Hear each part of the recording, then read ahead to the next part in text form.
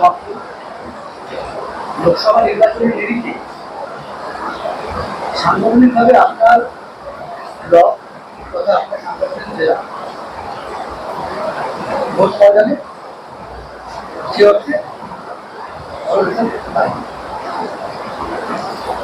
তারপর উচ্চবিদ্যালয় মঞ্চ থেকে মমতা বন্দ্যোপাধ্যায় এবং অভিষেক বন্দ্যোপাধ্যায় ঘোষণা করলেন যে এখন থেকে 2026 বিধানসভা নির্বাচনকে মাথায় রেখে জেলা থেকে শুরু করে ব্লক থেকে শুরু করে দ্রুত সাংগঠনিক কর্মকাণ্ড এবং সাধারণ মানুষের কাছে উন্নয়নকে নিয়ে আরো বেশি পৌঁছে গেলে মানুষকে সম্মিলিত হবে।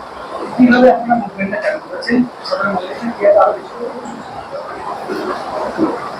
আমরা দলের নির্দেশ মতো কাজ করে চলেছি, সাধারণ মানুষের সাথে যোগাযোগ গড়ে তুলেছি। প্রত্যেকটি বুথ স্তর থেকে অঞ্চল এবং ব্লক আমরা সমন্বয় গড়ে তুলেছি এবং সাধারণ মানুষের কাছে যাওয়ার চেষ্টা করছি, তাদের মন বোঝার চেষ্টা করছি।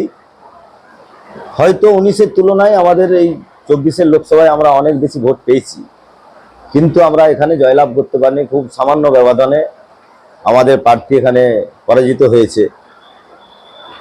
কিন্তু আমরা মানুষের কাছে যদি আমাদের কোনো সমস্যা ত্রুটি থাকে সেগুলো বোঝার চেষ্টা করছি এবং সেরকম তাদের মন বুঝে কাজ করার চেষ্টা করছি এবং সাড়াও পাচ্ছি। এবং আশা রাখছি আগামী দিন আমরা 26-এর বিধানসভা নির্বাচনে এই সোনামুখী বিধানসভায় ভালো ফল করতে পারবো। এখন মমতা বন্দ্যোপাধ্যায় তার একাধিক মানবিক প্রকল্পের মাধ্যমে যেভাবে গোটা রাজ্যের মহিলাদের উন্নয়নের স্বার্থে, নারী শক্তি উন্নয়নের স্বার্থে তিনি বিভিন্ন প্রকল্প দিয়েছেন, বিভিন্নভাবে কাজ করছেন, সেক্ষেত্রে দাঁড়িয়ে আপনার এলাকার মহিলারা এই মুখ্যমন্ত্রী মমতা বন্দ্যোপাধ্যায়ের প্রকল্পগুলোর দ্বারা কতটা উপকৃত হয়েছে এবং তারা আপনাদের পাশে কতটা আছে?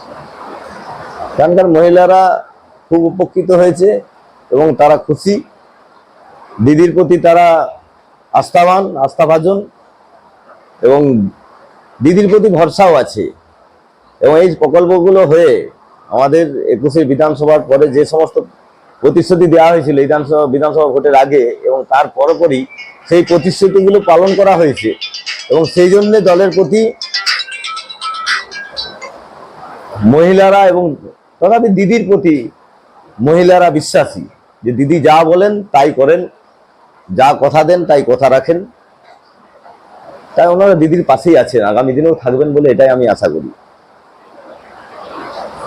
গত লোকসভা নির্বাচন, তার আগে বিধানসভা, পঞ্চায়েত, এই তিনটি নির্বাচনে আপনার দলের নেতা অভিষেক বন্দ্যোপাধ্যায়ের যে নির্বাচনী স্ট্র্যাটেজি, তাতে দাঁড়িয়ে সার্বিক রাজ্যভিত্তিকভাবে যে ফলাফল, সেটা মানে অত্যন্ত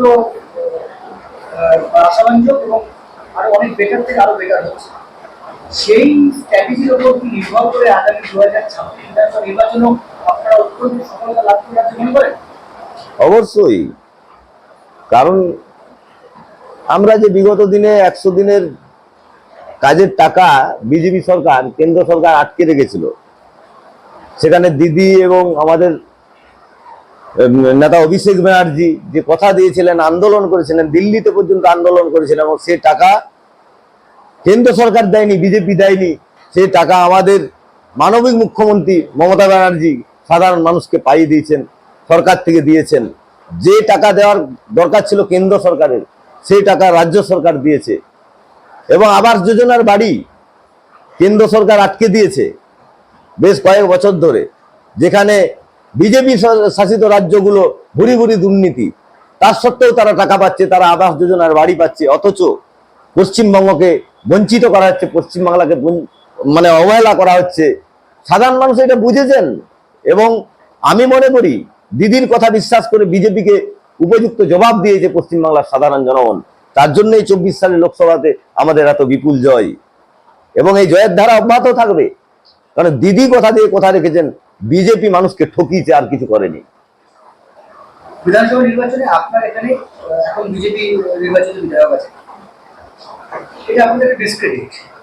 যেভাবে আপনারা সাংগঠনিকভাবে কাজকর্ম করছেন, মানুষের রেসপন্স পাচ্ছেন, তাহলে কি মনে করেন আগামী 2026 বিধানসভা নির্বাচনে এই সিট আপনারা পুনরুদ্ধার করতে পারবেন? অবশ্যই পারবো, কারণ আমাদের এটা স্বীকার করে নিচ্ছি যেটুকু ত্রুটি আছে আমাদের নিজেদের মধ্যে ত্রুটি আছে, নিজেদের কর্মীদের সংগঠনের ত্রুটি থাকতে পারে, কিন্তু দলের কোনো ভুল নেই, দলের নীতির কোনো ভুল নেই। দলনেত্রী আমাদেরকে যা কাজ করেছেন, সোনামুখী বিধানসভায় যে সমস্ত আমাদেরকে সুযোগ সুবিধা দিয়েছেন, আমরা মানুষকে হয়তো বুঝিয়ে উঠতে পারিনি। আশা করছি আমাদের যে ছোটখাটো যদি ভুল ত্রুটি থাকে, সেই জন্য যদি মানুষ ভুল বুঝে থাকে, আমরা ওগুলো কাটিয়ে উঠেছি, আরো যেগুলো থাকবে ওগুলো কাটিয়ে উঠবো, এবং আমরা দলকে তো জয়যুক্ত করবোই 26-এর বিধানসভায়।